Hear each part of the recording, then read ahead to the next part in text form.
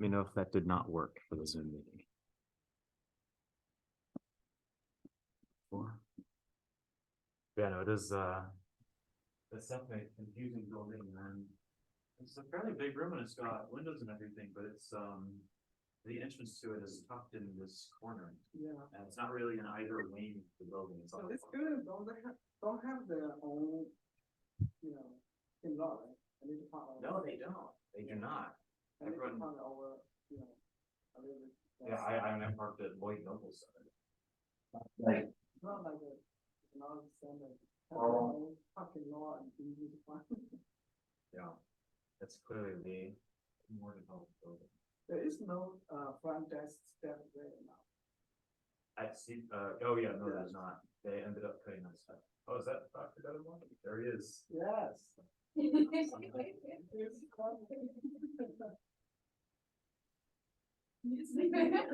Let's try this. It's my scrambled egg nachos. It's so everything through here. That's right. I didn't quite hear that. What was that?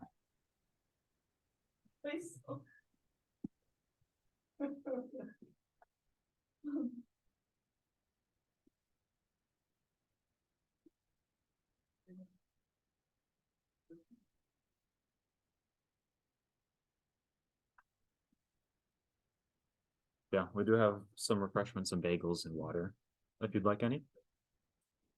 It is a little early, so I do understand.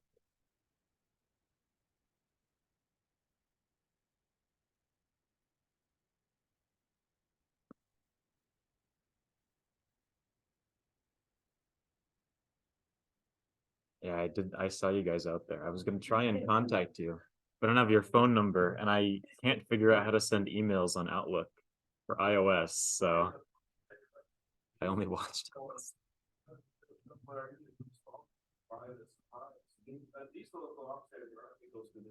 Yeah. Yeah, from the front door is the weirdest way to find it. From these two entrances on this side, they're immediately stairs. You can go up and find the walkway. It's the layout of this building is very strange. Yeah. We all made it in the end. Well, almost.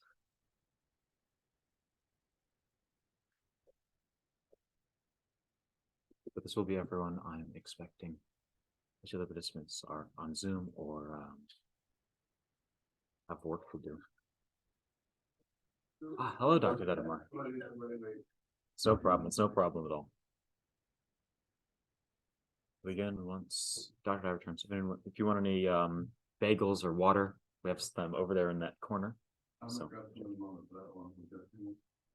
we gotta wait for Dr. Dye. So Dr. Dye stepped out of the room for a second. So once he's in, we'll be done.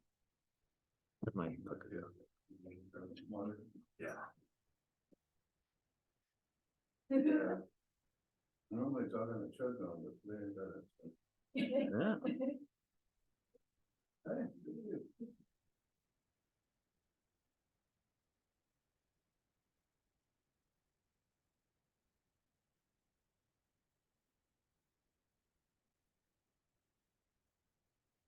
Alrighty, in that case, everybody, yes, everyone will be in person is here. These two are the undergraduate research and research in my lab on Jiang and nuclear college. How do you know? I'm Sarah. So I know Dr. Denver. So I just give a very brief introduction about Jackson. Okay, Jackson joined our lab 3 years ago, I think, in spring 2020, Yes. and to take honors research class.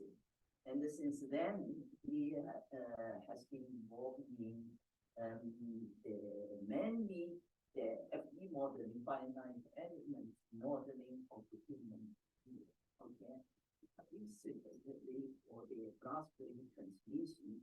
And I think he So through those years, they pick one big part today he is going to present has been published in the Annals of Biomedical Engineering in March, just recently, almost in US. Okay, very good. Okay. And then he will also following this model, we call the macro scale model of the human ear. He created the micro scale organ of coding, that is the hair cell model, with the help from Dr. Wang. Okay. And that's very quickly finished since last.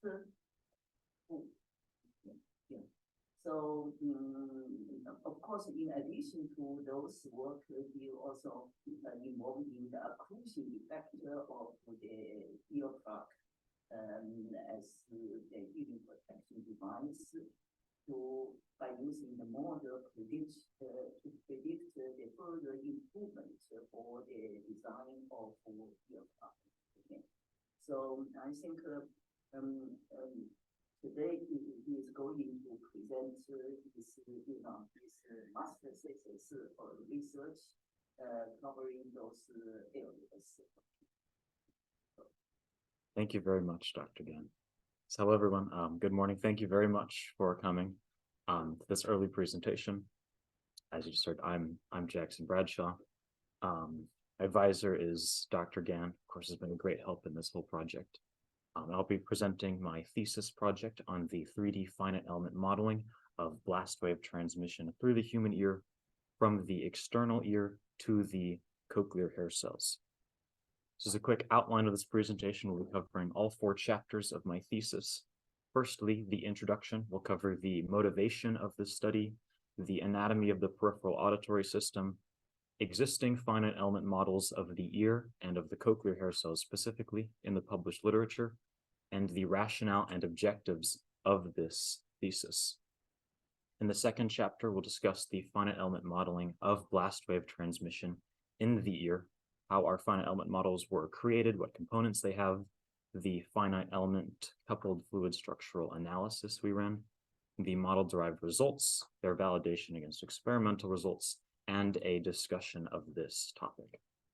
Chapter 3 will discuss some additional applications of this model in addition to the simulation of blast wave transmission, specifically the use of this model as a tool for predicting the injury to the ear resulting from blast wave transmission, and the use of this model in evaluating the effectiveness of earplugs and studying the earplug-induced phenomenon called the occlusion effect. And then finally, in chapter 4, we'll discuss the conclusions of this thesis, what was accomplished, the significance of the study, and the areas for future work to be conducted on this topic. So to start with the introduction to this thesis, this study was motivated by the prevalence of tinnitus and hearing loss in military service members and veterans. It is the most common disability facing military service members, and it is due to their common exposure to high-intensity noise and blast overpressures in combat settings. A blast overpressure is an extremely high-pressure shock wave.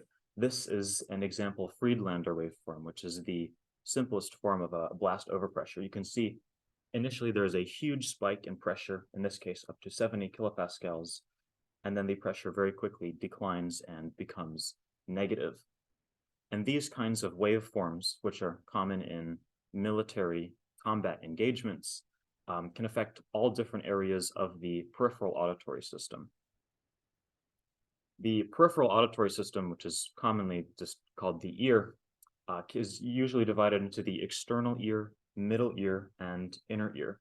Pressure and sound waves enter the ear canal and are transmitted until they reach the tympanic membrane. The tympanic membrane vibrates in response to the sound waves, which also induces motion in the ossicular chain in the middle ear, which consists of the malleus, incus, and stapes bones. The foot plate of the stapes is pressed against the oval window membrane, which separates the inner ear fluid from the middle ear cavity, and the motion of the stapes foot plate induces pressure waves in the fluid of the inner ear that travel into the cochlea. And the cochlea is where the sensory hair cells of the peripheral auditory system are located. This image on the guy's left is a cross-section of the human cochlea. It has three chambers, the scala vestibuli, scala media, and scala tympani, separated by Reissner's membrane and the basilar membrane respectively. In the central scala media chamber, which is separated from the other two fluid chambers, is the organ of Corti, which is connected to the basilar membrane.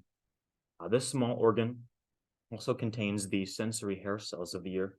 You can see in this image there are the three outer hair cells and the inner hair cell in this cross-sectional view. And each outer hair cell has associated stereocilia that respond to the pressure wave traveling through the ear and convert that mechanical stimulation into electrical signals that are eventually sent via the cochlear nerve into the central auditory system. Now, for the peripheral auditory system, the damage induced by blast overpressures has been well documented, but the effect on these sensory hair cells is relatively understudied, and this is because this is an extremely small micron scale organ in the central chamber of a very delicate fluid-filled part of the peripheral auditory system deep within the temporal bone. So it's very difficult to study experimentally. Due to this, finite element modeling of the ear provides a really useful tool for simulating this kind of behavior and making it easier to observe. Many different finite element models have been published in literature, particularly by the Biomedical Engineering Lab. The first version of these models were for simulating sound transmission through the ear. These models applied 90 dB of sound pressure at the entrance or within the ear canal and simulated the results over the frequency domain in a harmonic simulation. You can see this is from Gannett et al. 2004, one of the earliest sound transmission models that our lab produced. So it has the ear canal and middle ear, and then the cochlea is represented by a mass block dashpot load instead of being included in the model. Then in 2007, the cochlea was represented in a simplified form with a long, straightened out, two-chambered cochlea. And then in 2011, the model was published with a, sorry if that's a little difficult to see, with a spiral cochlea structure with three chambers, including both the basilar membrane and Reissner's membrane. Transitioning from there, three models have been published for simulating blast wave transmission through the ear. This is a more challenging simulation because, firstly, the blast overpressure waveform induces extremely high deformations of the tissue and pressures throughout the model. And additionally, given the nature of blast overpressure waveforms, the simulation has to be conducted in the time domain. But the progression of the blast models followed a similar structure to the sound transmission models. Leknes et al. 2018 published a blast transmission model with the mass block dashpot load instead of the full cochlea. Then Brown et al. 2021 published the straight cochlea model with two chambers and just the basilar membrane. And then in 2022, a model for blast transmission with a spiral cochlea, but only two chambers, was published. As you can see, there is still room for improvements to the anatomy of this model, given that the three-chamber spiral cochlea has not been simulated for blast wave transmission in this set of studies. In addition to models of the human ear, finite element models of the organ of Corti itself have also been published, generally in very simplified forms. One of the earliest was Ramamurthy et al. In 2007. You can see that they had a organ of Corti model, including the outer hair cells, the basilar membrane, reticular lamina, and tectorial membrane, relevant parts of the organ of Corti, but lacking a lot of the supporting cells and anatomically accurate structure of the organ of Corti. Zagadou et al. In 2014 published a much more detailed geometry of the organ of Corti in 3 dimensions, but only used their model to assess the likelihood of certain material properties. And then Sasmel and Grosch in 2019 integrated the organ of Corti model that was developed earlier in 2007 and 2010 into a model of the cochlea as well, albeit a very simplified cochlea. And these models provide a lot of the basis for the organ of Corti models that could be developed in the future, but importantly, they have two limitations. Firstly, none of them have been integrated with an anatomically accurate model of the cochlea. And secondly, none of them have been used for the study of the effect of blast wave transmission on the organ of Corti. So given the effect of blast overpressures, the anatomy of the peripheral auditory system, and the existing finite element models, our study was developed with three rationale derived from this literature search. Firstly, the motion of inner ear tissues and sensory cells during blast exposure is going to be an extreme challenge to measure experimentally. Because of that, finite element modeling is a very useful tool to apply to the simulation of inner ear tissue behavior. However, existing finite element models have not sufficiently replicated the anatomy of the human cochlea and much less integrated an organ of Corti finite element model for the purposes of simulating blast wave transmission. And so based on this, the objectives of this thesis were clear. Firstly, to develop a three-dimensional finite element model of the human ear, incorporating an anatomically accurate three-chambered cochlea. Secondly, to develop a microscale finite element model of the organ of Corti and sensory hair cells, and connect that model to the human cochlea model in the macroscale human ear model. And finally, to use this finite element model to simulate the transmission of blast waves throughout the ear, predict the injury that results from this blast wave transmission, and in general, evaluate the effectiveness of earplugs for preventing this kind of injury. That brings us to chapter 2, which is a look at the 3D finite element analysis of blast wave transmission through the human ear model developed for this study. This slide displays the full macroscale human ear model that we developed. As you can see in A, it has the external ear canal, the middle ear, including the tympanic membrane and the ossicular chain, and a spiral cochlea structure. The cochlea being connected to the middle ear at the stapes footplate, where it contacts the scala vestibula, and at the round window membrane, which is in contact with the scala tympani. Looking at C, you can see the model contains Raster's membrane and the basilar membrane. The basilar membrane is this red component of the model. It starts out thin and thicker near the base of the cochlea and becomes thinner and wider near the apex. And also here, this is the helicotrema, where the scala vestibula connects to the scala tympani. Given that the model incorporates Raster's membrane and the basilar membrane, it is a three-chambered model, as you can see in this cross-sectional view noted here in D. Additionally, we should also note the points on this model noted as P0, P1, and P2. These represent important locations of pressure monitoring within the model. P0 is the location where a blast overpressure will be applied to this finite element model, and it corresponds to the location where the blast overpressure waveform was experimentally measured. P1 is the location where ear canal pressure is tracked in the model, and PSV marks the location where the scala vestibula pressure near the stapes footplate was monitored. These locations will be extremely important for validating the results of this finite element model. What time P0, P1, and PSP? Yes. Yeah.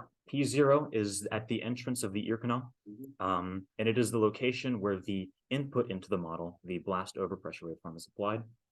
P1 is the ear canal pressure next to the tympanic membrane. It's important for assessing how pressure is transmitted through the ear canal. And then PSV is the fluid pressure in the scala vestibula near the stapes footplate, right before the spiral structure of the cochlea is entered. Thank you. Of course. In addition to this model, the model of the organ of Corti was also developed. It consists of the outer hair cells, which are separated into these three orange structures per row, the inner hair cells, which are marked in yellow, the relevant inner ear membranes, including the basilar membrane, reticular lamina, and tectorial membrane, and various supporting cells that make up the structure of the organ of Corti. In addition, if you look at this magnified location here, there are also hair bundle components representing the stereocilia corresponding to each outer hair cell, and they are connected to the reticular lamina and to the tectorial membrane. This model had 5 distinct rows of cells to add depth to it. And importantly, here, there is a longitudinal direction, which from A is pointing outwards, and then a radial direction, which is this direction. And that'll be useful for assessing variation in the hair cell behavior throughout the model shortly. To run this model, a coupled fluid structural analysis was conducted in ANSYS Workbench. Mechanical ran the behavior of the tissues in the ear, and Fluent ran the behavior of the air and fluid components. A blast overpressure waveform that was experimentally recorded during blast tests was applied at the P0 location of the ear canal. This is the specific waveform at a peak pressure of 30.5 kilopascals. The simulation was run for 4 milliseconds. Additionally, the tissues of the ear were simulated as linear elastic materials with the middle ear soft tissues, specifically the tympanic membrane, round window membrane, and suspensory ligaments of the ossicles run with linear viscoelastic behavior. And the basilar membrane material properties were not held constant. Instead, the membrane became more flexible, moving from the base of the cochlea to the apex. For the organ of Corti model, it was run as a static structural simulation in ANSYS Mechanical. The macroscale model derived basilar membrane displacements 16.75 millimeters from the basilar membrane base, corresponding to the location that this basilar membrane was derived from, were applied as input to the center of the basilar membrane in the organ of Corti model. This model reported the displacements and strains throughout the organ of Corti, but had a specific emphasis on the outer hair cell and hair bundle behaviors. And these were assessed for variation in the longitudinal and radial directions. For the radial directions specifically, we use terminology noting the inner, middle, and outer locations marked in blue, red, and black, specifically to see if there's any variation radially in the organ of Corti. In addition to the model-derived results, in order to validate these results, they were compared to experimental measurements taken during blast tests conducted by the biomedical engineering lab. This is an image of the blast test chamber. A head block containing a cadaveric human temporal bone was mounted and exposed to a blast overpressure generated by this blast apparatus. The pressure at the ear canal entrance, within the ear canal and within the cochlea were measured by implanted pressure monitors, and the motion of the tympanic membrane and stapes footplate were measured using laser Doppler vibrometers. This kind of study is extremely important for proving the accuracy of the modeling results. Without this, the modeling results could mean anything. So an extremely important part of the study. This brings us to the model-derived results. The blast wave transmission through the human ear was successfully modeled for 4 milliseconds, and the important outputs of the model were derived. This is the model-derived P1 pressure. A shows the P1 pressure compared to the P0 pressure.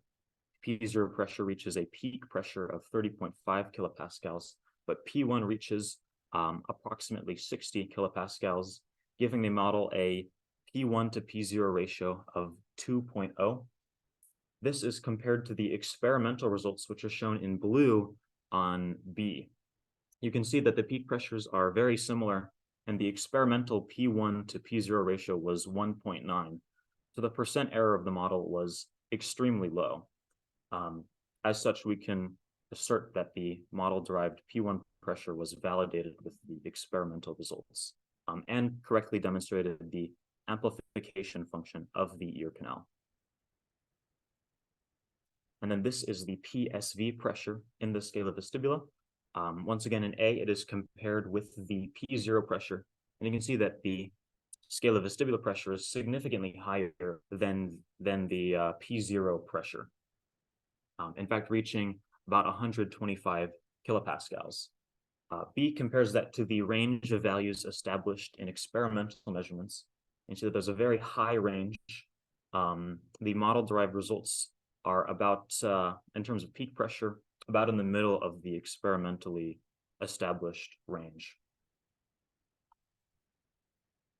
In addition to the PSV pressure, as you can see in F, pressures were monitored in the scala vestibula, scala media, and scala tympani, distributed throughout the cochlea itself. So CP1 is in the basal region of the cochlea, and then moving to 2, 3, 4, and 5. 5 is near the apex of the cochlea. And there are two important takeaways for these results. As you can see in all of the figures where black is the scala vestibula pressure, green scala media, red scala tympani, the scala vestibula and scala media pressures are virtually identical at all points throughout the cochlea. There is just no significant difference between them. Additionally, the scala tympani and the other cochlear pressures showed a very strong difference near the base of the cochlea, but moving towards the apex, the pressures slowly equalize until at CP5, they are extremely close together. And this makes sense because at the apex of the cochlea, the scala vestibula and scala tympani are linked via the helicotrema. So of course, the pressure difference will not be as strong at that location. Then moving from pressure measurements to displacement measurements, this slide shows the model-derived tympanic membrane displacement, specifically at the umbo, which is a central location on the tympanic membrane, and then the model-derived stapes footplate displacement compared with the range of experimental values established during blast tests. The tympanic membrane shows a maximum displacement of over 30 microns, and that peak displacement, positive indicating into the middle ear, that peak displacement corresponds with the time of maximum P1 pressure as well. Additionally, here in the stapes footplate displacement, where the negative displacement indicates displacement into the cochlea, you can see that the maximum stapes footplate displacement, which is about 30 microns, nearly a tenth of the tympanic membrane displacement, also corresponds approximately right after the tympanic membrane's maximum displacement. This makes sense because the TM motion influences the ossicular chain motion. And as you can see, the model-derived stapes footplate displacement results align quite well with the range of experimental values that have been established performing blast tests. In addition, in the model itself, the displacements of the basilar membrane at various points throughout the cochlea were also monitored. As you can, F marks all of the specific locations where basilar membrane displacement was measured. A and B show basal locations on the basilar membrane. C and D show middle turn locations. And then E notes an apical location for basilar membrane displacement. The important trends to note with this data is firstly that near the base, the basilar membrane displacement is much lower than it is in the middle to apical region, which does make sense given that the membrane is thinner and more inflexible in that region. Additionally, moving from the base to the apex, the basilar membrane displacement becomes increasingly negative marking motion into the scala tympani. And this is something that was not noted in previous two-chamber models of blast transmission. Moving from the base to the apex, while normally there is an initial negative displacement of the membrane, moving towards the apex, a initial positive peak develops that was not observed in previous models. And this again emphasizes the importance of the three-chamber cochlear structure, because behavior like this will not be noted without that anatomical accuracy. Now, using that model-derived basilar membrane displacement, the important peak displacements up to 2 milliseconds of the BM displacement 16.75 millimeters from the base, the BM, was taken and applied as input to the organ of Corti model in the static structural simulation.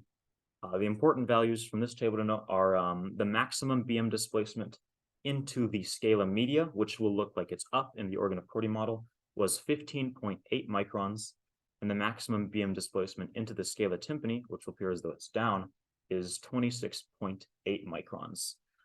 As expected, the basilar membrane displacement favors movement into the scala tympani. Using these inputs, we were able to get results for the organ of Corti model. A shows the organ of Corti behavior during the maximum BM motion into the scalar media, and then B shows that for the scala tympani. As you can see, given that the basilar membrane has the most movement in the center of the membrane, which is where the outer hair cells and their supporting cells are located, those outer hair cells show the greatest displacement compared to, for instance, the inner hair cells, which relative to the outer hair cells do not show significant movement. As such, this reinforces the focus of blast research on the outer hair cells specifically, given that they are more likely to be affected by the high deformations of the basilar membrane because of their location within the organ of Corti.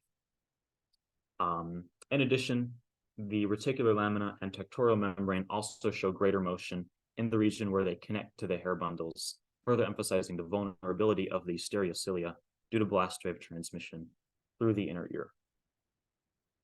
Looking specifically at the outer hair cells for a second, these are measurements of the displacement and strain of the outer hair cells plotted against the basilar membrane displacement. A shows the radial variation in outer hair cell displacement. Again, there's the outer, middle, and inner positions that we discussed earlier. B shows the outer hair displacement, but between different rows of outer hair cells, moving forwards and backwards within the model. And then C shows the radial variation in outer hair cell strains. As you can see in A, the radial variation in outer hair cell displacement is not particularly strong, but generally the inner outer hair cell moves less than the other positions. And as you can see in B, there was almost no longitudinal variation in the results at all. And this held true for other results from this model, so much so that we won't be discussing longitudinal variation in the results further. Looking at the strains in C of the outer hair cells, we can see that the middle location outer hair cell shows notably less strain than the outer and inner positions, a difference that only becomes magnified as the basilar membrane becomes more extreme. This is important to note because the middle outer hair cell is also the location that is also the position that is located above the part of the basilar membrane that moves the most. So this difference will be important for further studies looking into specific injury to outer hair cells. Oh, yes. Just a clarification question, not like a. Yeah. Just for clarification, the strains are all positive. Is that because positive is representing tension, or is it just strains defined as being a positive value? So of course it's going to be positive. Yes, this is specifically principal strain. This is specifically maximum principal strain. So as I understand it, it's because it's just defined as a positive value. Thank you. This is an image of the hair bundles during the maximum BM displacement into the scala media and scala tympani, respectively. What's important to note with these results is the hair bundles themselves do not show bending in the middle of them, but they do show a lot of outwards and inwards splaying due to their compression between the reticular lamina and the tectorial membrane. This kind of behavior is actually reminiscent of tissue studies of blast-exposed cochleae, which show stereocilia that are connected to the tectorial membrane having been bent backwards against the reticular lamina after the fact. And so the fact that our model indicates behavior that would align with these tissue studies is very promising, even though the results are, of course, still preliminary. Looking in more detail at the radial variation in hair bundle displacement and principal strain, you can see in A that the radial variation for the hair bundles was more pronounced, but still showed the same general patterns as the outer hair cells, with less displacement by the inner hair bundles and greater displacement by the outer hair bundles. And then the strain followed the same pattern as well, with the middle position showing the lowest strain compared to other positions radially in the organ of Corti. And that concludes the results section for chapter 2. Based on all these results, it is safe to say that the human ear model, the macro scale one, was successfully validated against the experimental measurements from blast tests. All of these results, with the exception of the basilar membrane displacement, which has no experimental measurement analog, were carefully validated. In addition, compared to, for example, the two-chambered spiral cochlea model, the inner ear results from this model were more accurate to the experimental results. And given that the main innovation of this model was the addition of Reissner's membrane and the three-chamber structure, it can be safely assumed that the improvements to the anatomical accuracy of the model led to improvements in the accuracy of the model-derived results. Additionally, looking back to the cochlear pressures, it was found that the scala vestibuli and scala media pressures were identical throughout the cochlea, and this indicates that the biomechanical role of Reissner's membrane in the cochlea is to, for the most part, passively transmit pressure from the scala vestibuli into the scala media. Reissner's membrane performs an important role in maintaining the unique chemistry of the scala media, but from a mechanics perspective, it is simply transmitting pressure between chambers of the cochlea based on our modeling results. Additionally, using the model-derived basilar membrane displacement, we were able to get some preliminary results on the behavior of the organ of Corti during blast wave transmission, effectively linking the two models. This is a major step forward for the multi-scale modeling of the human ear, as an organ of Corti model has never been linked to a full model of the external ear, middle ear, and cochlea in previous published studies, much less for the purposes of simulating blast wave transmission. So the organ of Corti is looking very promising, and the preliminary results of the model do indicate a potential mechanism of cochlear hair cell injury induced by blast waves. This is a scanning electron microscope image of stereociliary bundles in the cochlea of a blast-exposed chinchilla. And if you look on this top row of hair bundles, you'll see that some of the stereocilia are bent backwards against the reticular lamina. And specifically in these bundles, it is the outer row of stereocilia that are connected to the tectorial membrane.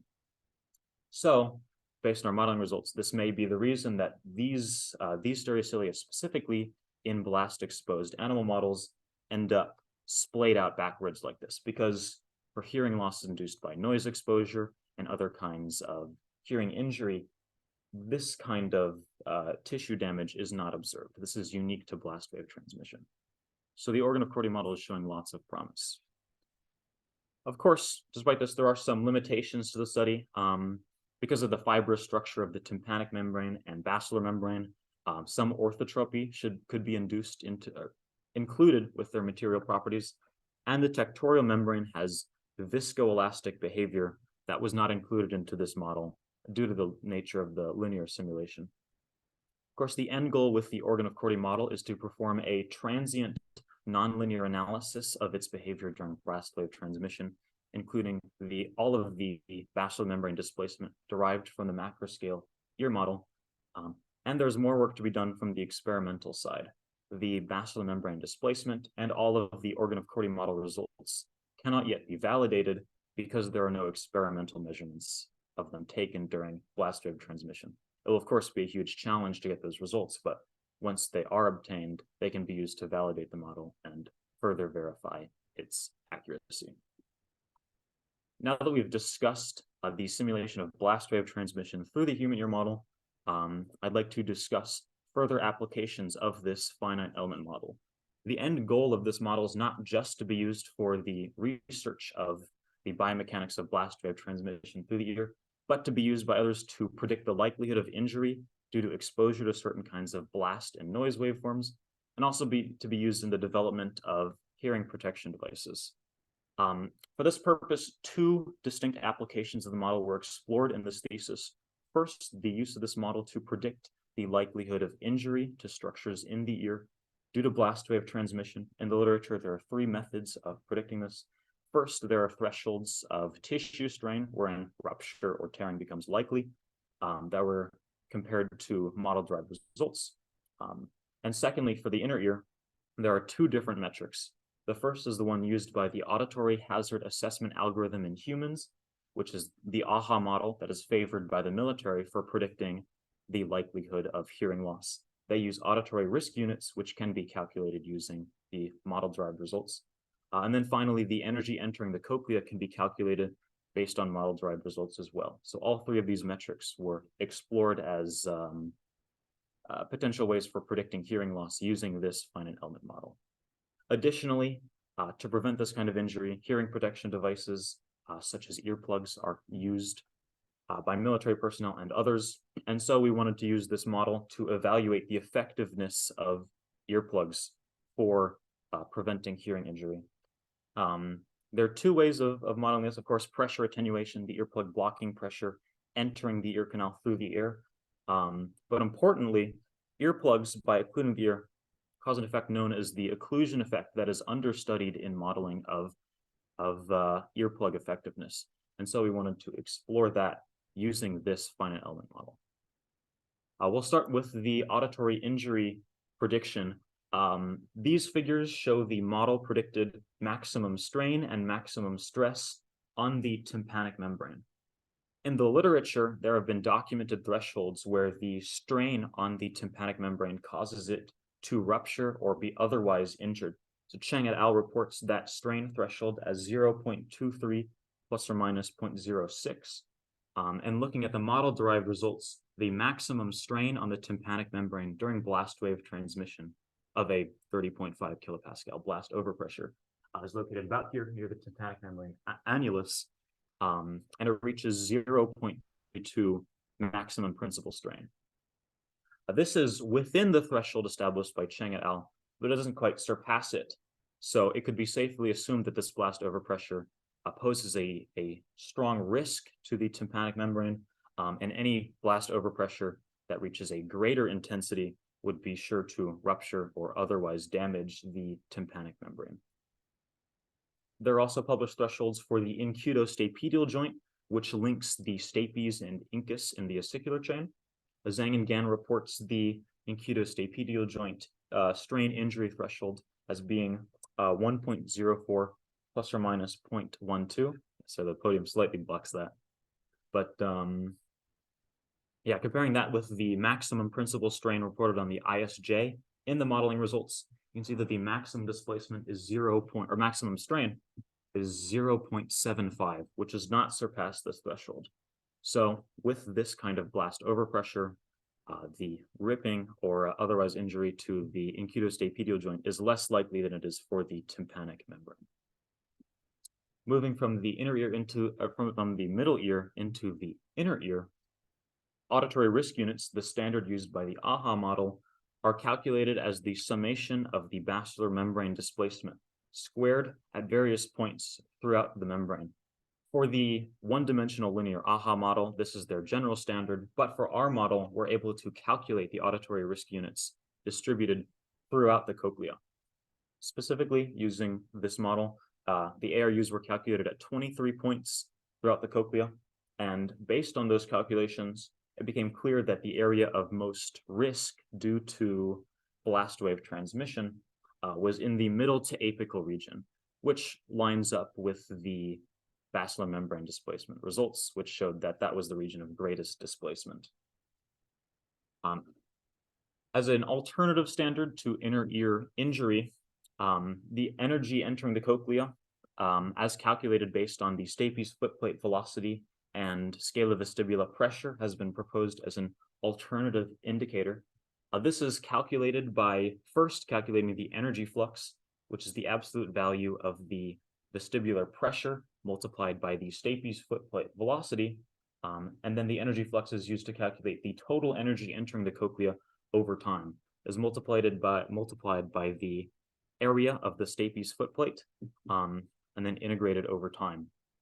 And these help us note both the time periods where the most energy is building up within the cochlea, and then also the overall buildup of energy within a specific period of time. Looking at the results that were calculated based on the model-derived stapes footplate velocity and vestibular pressure, and you can see A shows the energy flux and B shows the total energy entering the cochlea over the 4 millisecond time period. As shown by the energy flux, the period of greatest energy buildup within the cochlea was before 1 millisecond, which makes sense because this is the period where the blast overpressure reached the stapes footplate and entered the cochlea. So naturally, that would be the period of greatest energy buildup. And then looking at the total energy entering the cochlea, by the end of the 4 millisecond time period, the energy reached approximately 70 microjoules, which lined up with the total energy entering the cochlea calculated for blast studies measuring the vestibular pressure and stapes footplate velocity. So we're confident with further work, these kinds of metrics will be extremely valuable for using the model to evaluate hearing injury. Moving from auditory injury prediction to earplug evaluation, earplugs have been previously simulated with prior versions of the FE model for blast wave transmission. Specifically, there was a 2019 study on this. However, this study neglects an important part of hearing, specifically bone-conducted hearing, which is the sound transmitted through the temporal bone in the skull. And this causes the bony walls of the ear canal and the cochlea to vibrate. Now, in an open ear, the bone-conducted sound is negligible because it just flows out of the ear canal entrance. But when the ear canal is occluded by, for instance, an earplug, this pressure is able to build up within the ear canal and cannot escape because the earplug is blocking the pathway out of the ear canal. And this phenomenon is called the occlusion effect, the amplification of low-frequency bone-conducted sound in the ear canal due to its occlusion. This can be an important factor in the actual effectiveness of earplugs because it can inhibit their ability to prevent pressure transmission and prevent hearing loss because of that. So any study that hopes to model earplugs needs to include this bone-conducted hearing pathway. For this study, we simulated 3 different earplugs.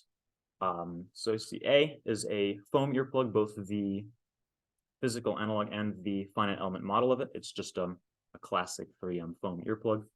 B is a specialized combat arms earplug. It has this 3-tiered silicone structure and a central orifice through which pressure can be vented out of the ear canal. And then C is an experimental nanoporous aerogel earplug material. It has the same structure within the model as the foam earplug, but a very distinct material. And all 3 of these were simulated for their effect on pressure attenuation and the occlusion effect using the finite element model. For this finite element analysis, an acoustic fluid structure coupled simulation was conducted in ANSYS Mechanical. Given that this is the standard for hearing tests, this was performed as a frequency analysis from 100 to 10,000 hertz, and 90 decibels of pressure were applied at the entrance of the ear canal, the location marked by P0. Additionally, simulations were conducted with and without bone conduction stimulation, representing that bone conducted sound. You can see here, this marks the bony wall of the ear canal, and a compressive velocity boundary condition of 10 to the -5 meters per second was applied that varied with the frequency of the simulation. And this would represent both the base pressure attenuation effect of the earplug and how the earplug performs when that bone-conducted sound is accounted for.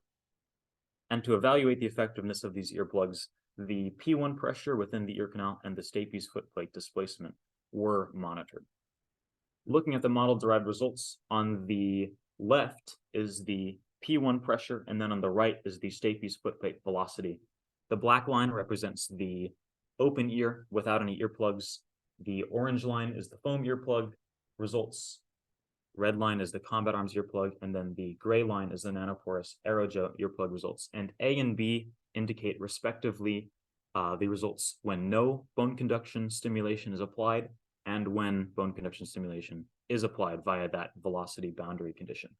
As we can see with these results, for instance, the foam earplug doesn't perform particularly well, and the combat arms earplug has a pressure peak around 700 hertz where it performs worse than the open ear due to its orifice. In general, the earplugs tend to perform better than the regular open ear, particularly the nanoporous aerogel.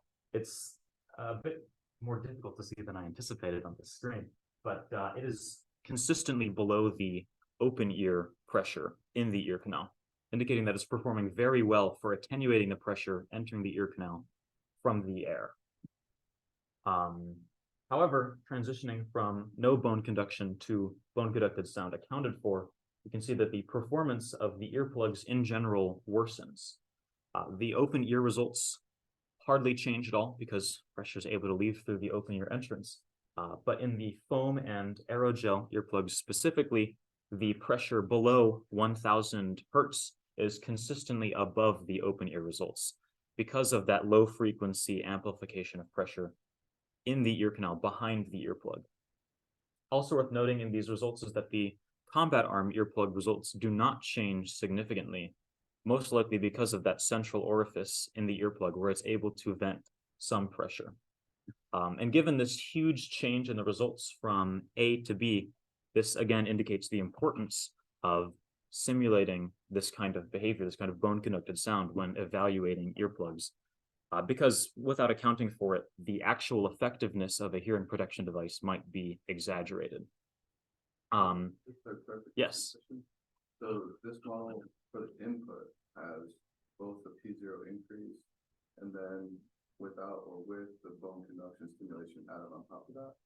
Yes, so, and yeah, in all of the simulations, 90 decibels of pressure are applied at the ear canal entrance.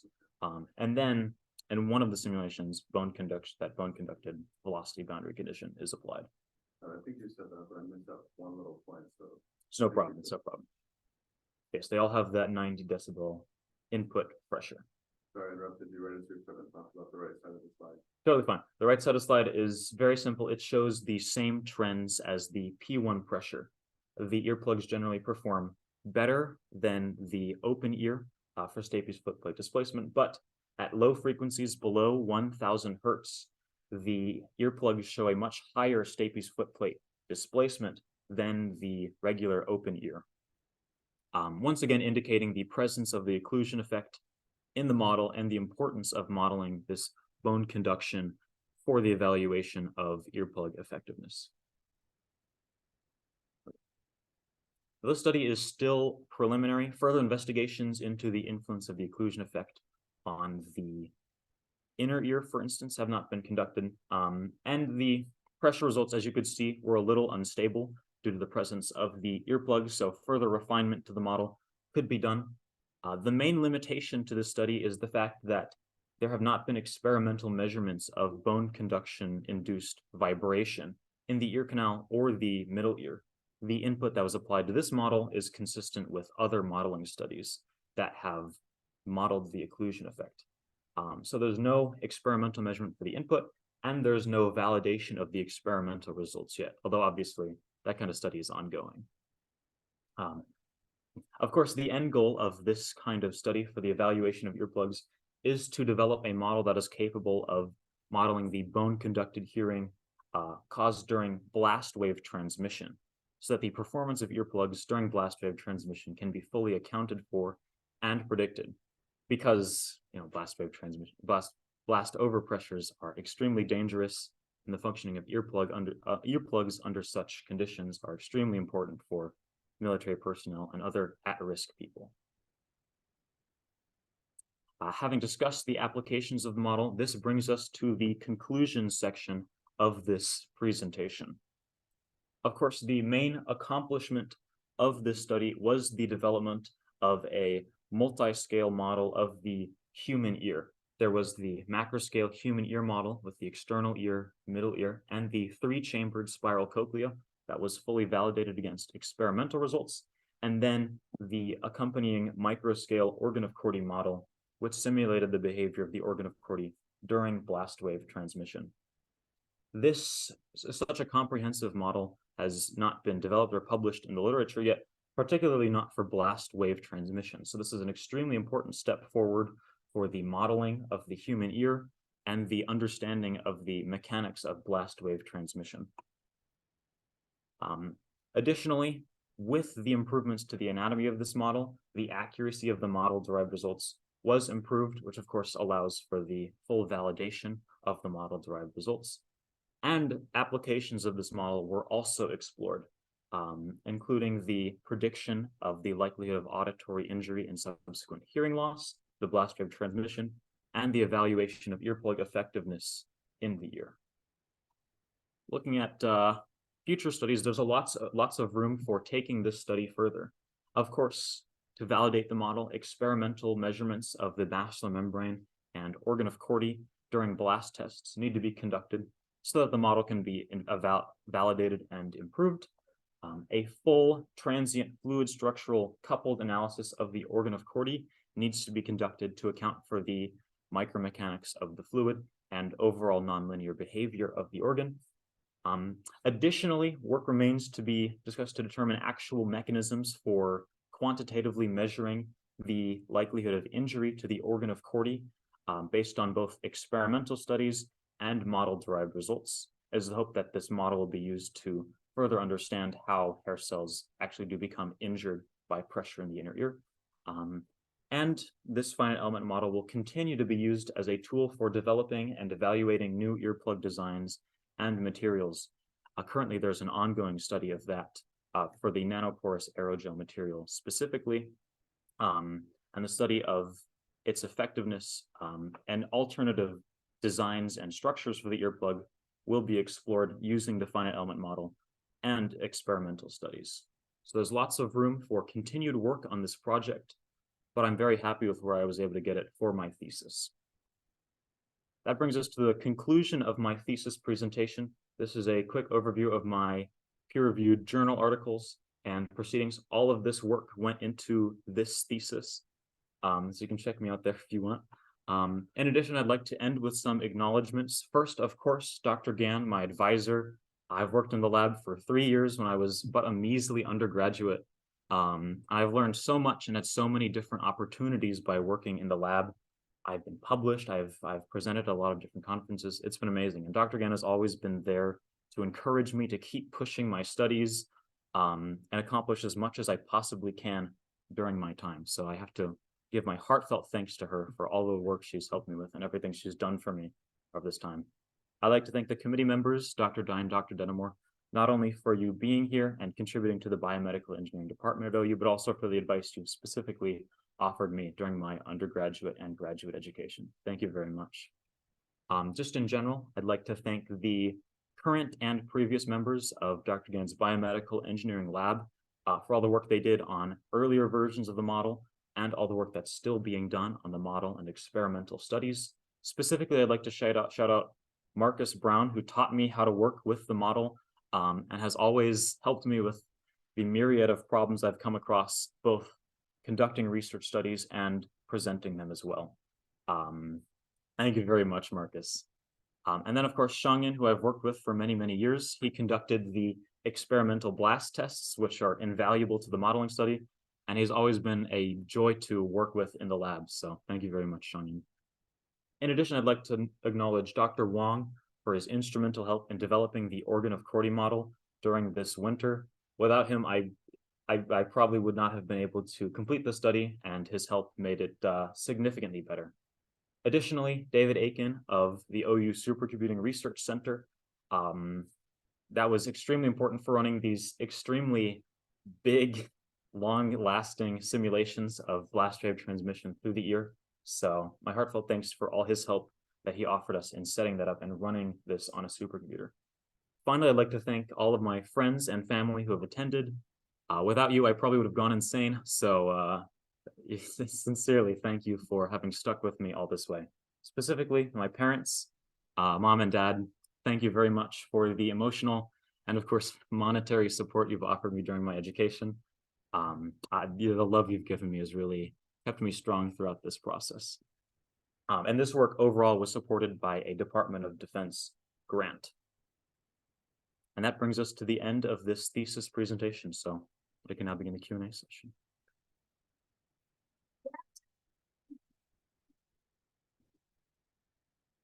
Okay. Yeah. So now open for the question, and especially for the public.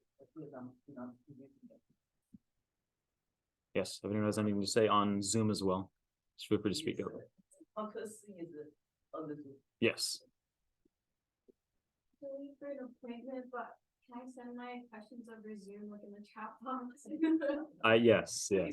Thank you. Thank you for coming. Absolutely. Bye, Sarah. Any question? They, I hope they would speak up, but let's see.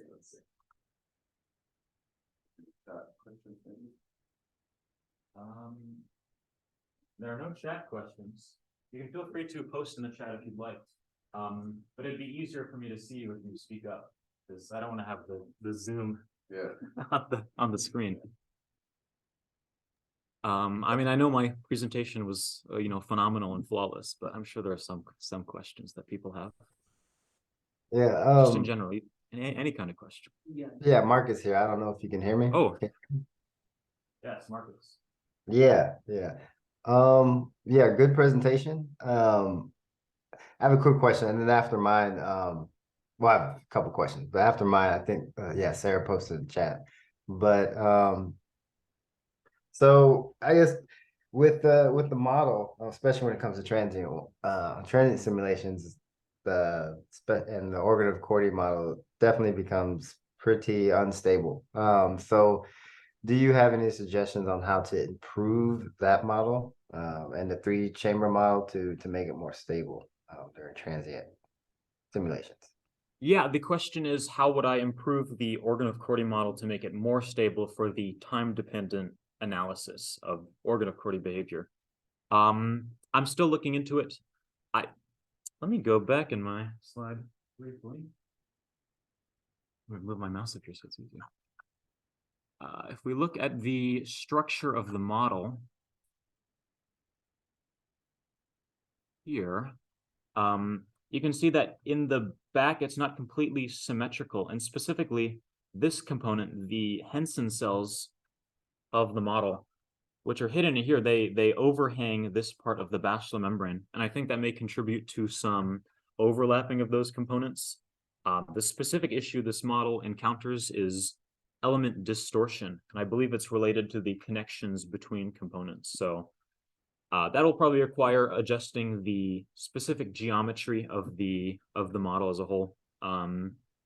Additionally, I mean, more work to decrease the node count is always helpful for improving the stability. This model still has more nodes than the full human ear model, given the disparity in sizes of the outer hair cells. But yeah, I would say correcting some of the asymmetry in the back of the model is probably where I would go next, given that I've already done a lot of work in improving the stability of other components of the model, such as the element type and element count.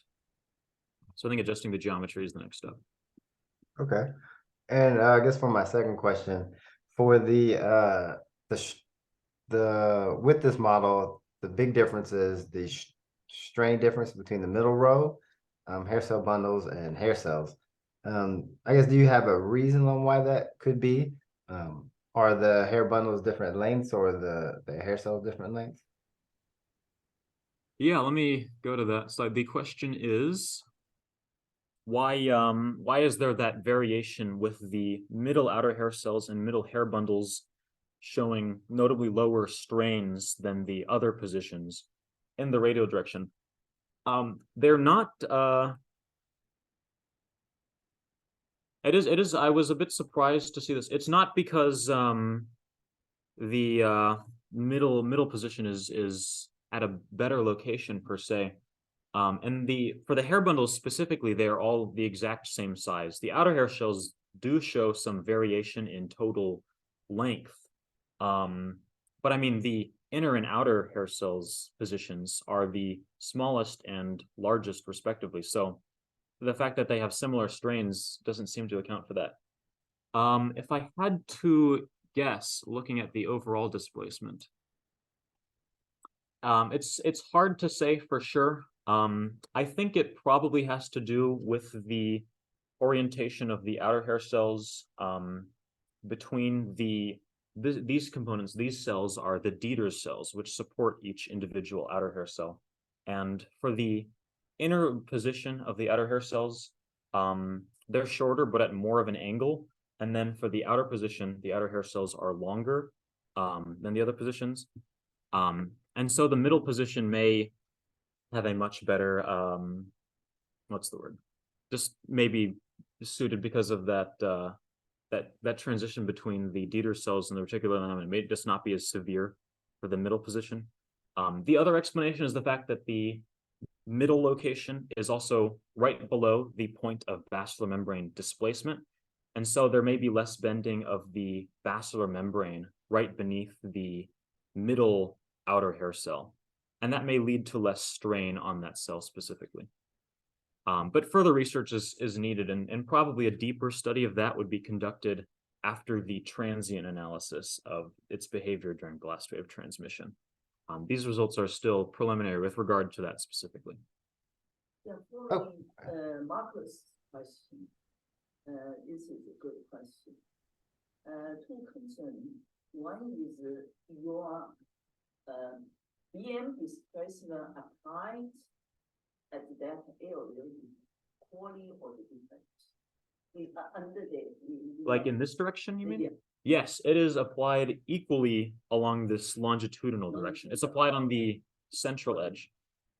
Radially, for this study, it was mainly the central input, but there are inputs located halfway between the center of the BM and the edges of the BM, which are fixed in place and don't move at all. The reason it looks like this is because the maximum BM displacement is in the middle of the membrane. But yeah, it was applied evenly in the longitudinal direction as well. Potentially in future studies, if the organ of Corti model was made longer, it had more rows of cells, you could apply different basilar membrane inputs along its length. But in the macro scale model, the BM element corresponding to this location does not have many nodes along its length. It just has the node that would be located here, and then an edge that stretches out for several microns, maybe even like a millimeter. But yeah, the resolution of the mesh in this area is much higher in the organ of Corti model in order to connect with all of the cells of the organ of Corti. So for the purposes of this analysis, the input is just applied along the edge all evenly, which probably contributes to the fact that the longitudinal variation is insignificant in the model. We concern the out, middle, and the inner row. Yes. So one is based on your, your modeling calculation. Second, the published data. Okay? Yes. Because there's there are a lot of published data regarding the 3 rows of our cells. Okay, you need to see what kind of the experiment done in this area. Okay, and then from your own SEM, results. Yes. 3 rows. The most that is damaging evaluation, not like here. Here is the evaluation of the moment. Yes. Response. But from that, your results under the Chinchilla case, Yes. the most damaging in the, which one? Right. Yeah. It's then the outer row Outer generally. row. So So outer row, you point to us. Which row is the outer row? it would be this location. So yeah, and that location generally shows the highest displacement and is even in strain. So based on the preliminary results, it does line up with the fact that the outer row generally shows most damage. Equally in the radial direction. Okay. In the longitudinal direction. How about the radial? Radial direction, it is not even. It's most in the center, which is right below. It's in this location, right below the outer hair cells. The material properties that you use, maybe more specifically, is this a viscoelastic model? This is purely linear elastic. Okay. If you change the modulator, would that affect the answer to the question? Studies. I mean, obviously, compared with the experimental data, if they match well, you don't want to be changing the properties to make it not match well, but Right. Just based on the question you're getting here, do you think that that's would change the results in any way that would be significant or not really matter too much? I think it probably could, and I know for the outer hair cells specifically, there's a lot of investigation of their material properties, and specifically, a lot of studies propose that they have a lot of orthotropy. And so applying that to this model would, I think, probably would change the model, change the results. As you can see, the outer hair cells bend quite a bit. They're under a lot of different inputs here.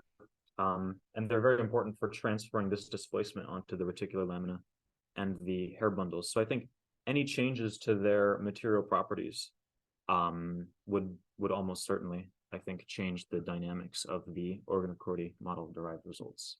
I think in your thesis, you mentioned in your presentation, orthotropy being something to introduce in the future.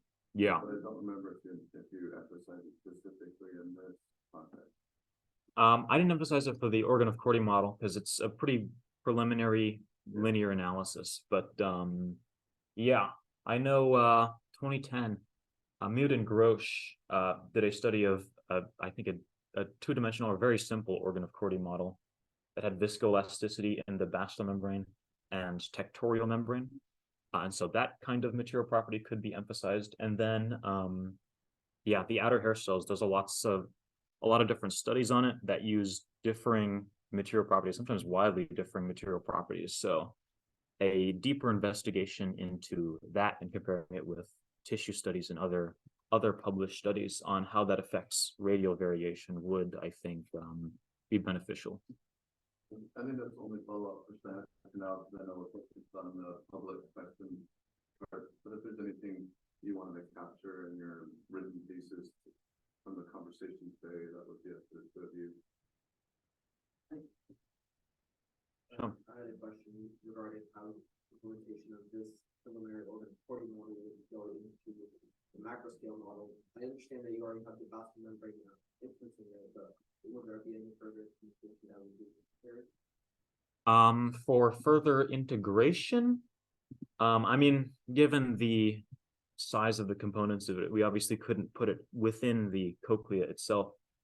There are plans to not so much vary this model in particular, but include organ of Corti models corresponding to different locations throughout the cochlea.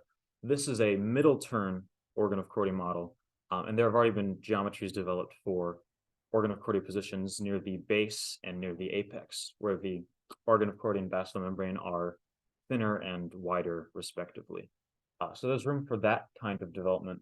In terms of the inputs, though, I think they will probably remain the same. The method of integrating this model with the larger macro scale model will, I think, be the same, except for in the far future, where potentially a large enough database of results has been developed that softwares and programs for more quickly predicting the transition from the macro scale results into the micro scale results could be developed. But I think for now, the method of connecting them will remain the same. It'll be a matter of adjusting the model itself, improving its material properties, its analysis method, and verifying its results. That's where the focus for this study will be. The one important that you should remember structure of analysis. Therefore, the pressure will improve. Cochlear pressure will improve. The whole environment changes. Right now, it's only structural analysis. Good question. After I was right, very, very good point. I'm right actually going to ask that question. So in reality, the organ Corti should be best in the liquid, right? It is a liquid environment. Yes. And so therefore, so now that's what I said is purely structural analysis. So especially when that was actually two important big reference. One is the involvement in viscoelasticity.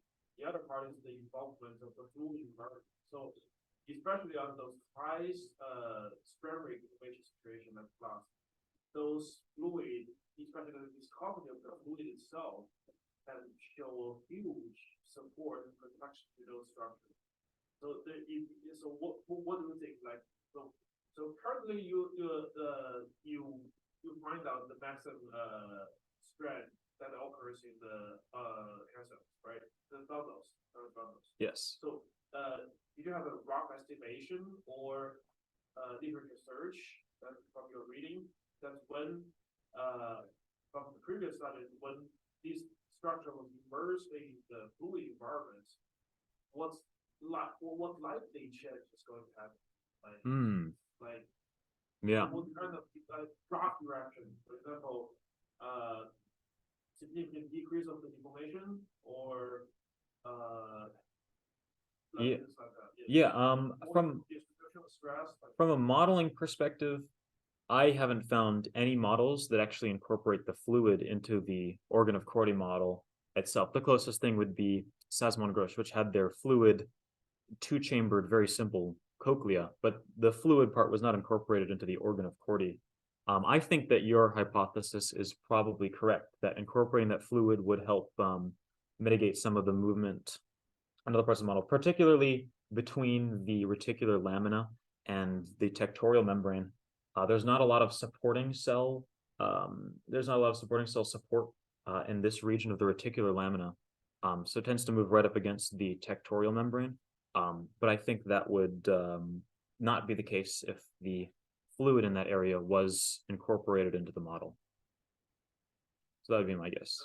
I think the fluid seems like will play a much more important role if they do a transfer analysis. Yes. I mean, static-wise, fluid seems doing very little things to that. It's just a static analysis that fluid itself does not have like, yeah, it's more likely when you go transient, then strain rate matters. And that seems to be responsibility of fluid and everything. The pressure will play an important role in that. Yes, I think so. Same with the viscoelasticity of several of the materials as well. That will become more important transitioning to a transient analysis. Oh, I think there was a question in the chat that I forgot to address.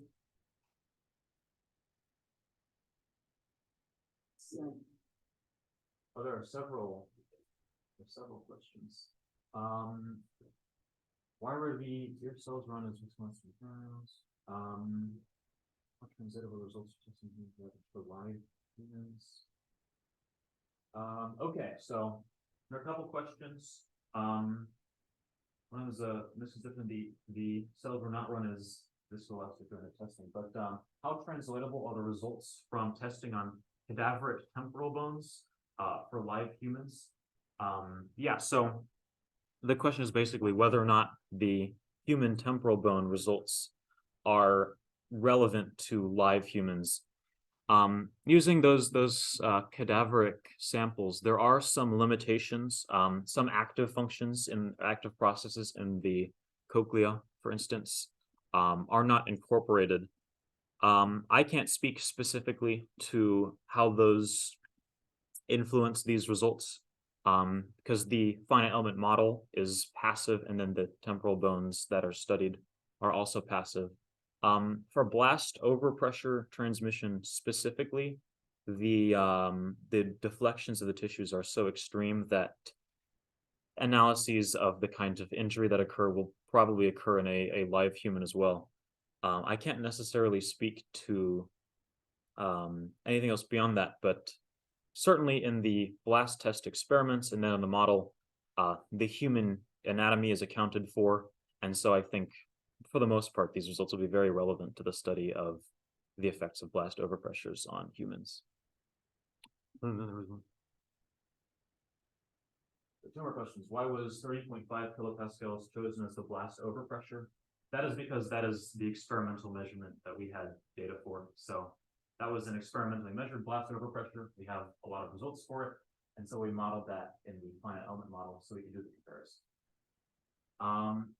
Second question, is the damage of the sort that the chinchilla demonstrated reversible, or does the damage shown diminish over time? Yeah, for blast exposure specifically, you generally do see some healing over time. I mean, it depends on the severity of the blast overpressure that it's exposed to. I mean, based on the stuff that we're able to generate in lab, 30.5 kilopascals is actually kind of minor. That's the G1 waveform compared to G2, which is significantly higher. That generally induces much more permanent damage. And yeah, because you don't see a lot of outer hair cell death induced by blast wave exposure, at least not initially, A lot of the damage, the mechanical damage, the stereocilia, for instance, you do generally see some healing for it. It isn't always perfect, but yeah, it does tend to heal over time, is my understanding. That's all the Zoom questions. Oh, yeah, that's been displayed this whole time.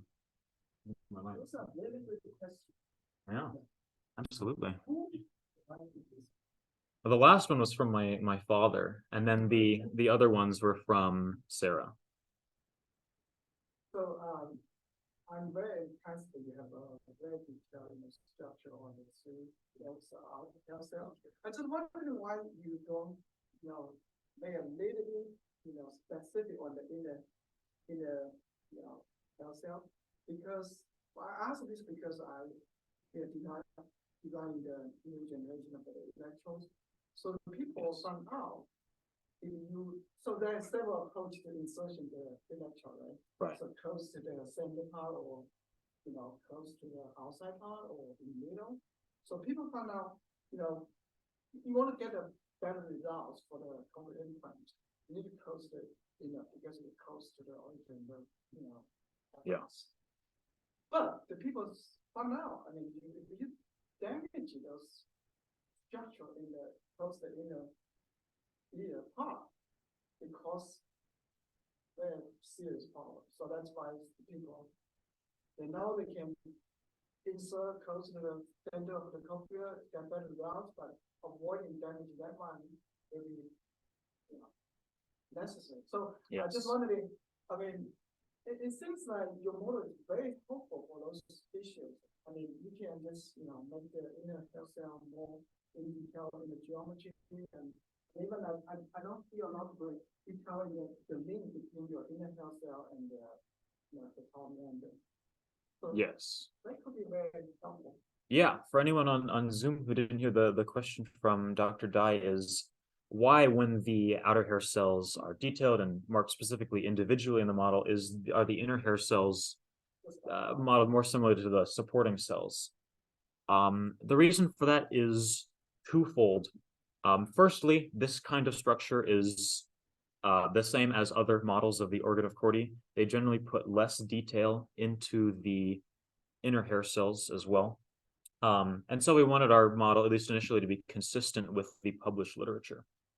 In addition, as we discussed before, specifically for the study of blast wave transmission, the outer hair cells are generally more affected than the inner hair cells. And so we wanted to emphasize that in our model.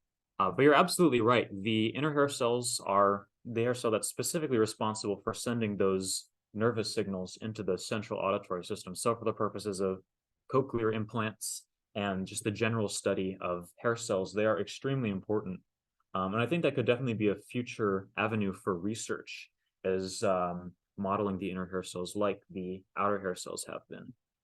There would be some tricky things, for instance, the transition from these cells into the osseous spiral lamina, the temporal bone of the inner ear. But yeah, I think for sure that's an opportunity for future study, and it could be really important. Obviously, with these preliminary results, they don't show a ton of displacement, but it's super important to study them at the same time. It's just for this preliminary study, emphasize the outer hair cells based on all the existing literature that indicated that was the correct thing to do. Any questions from you?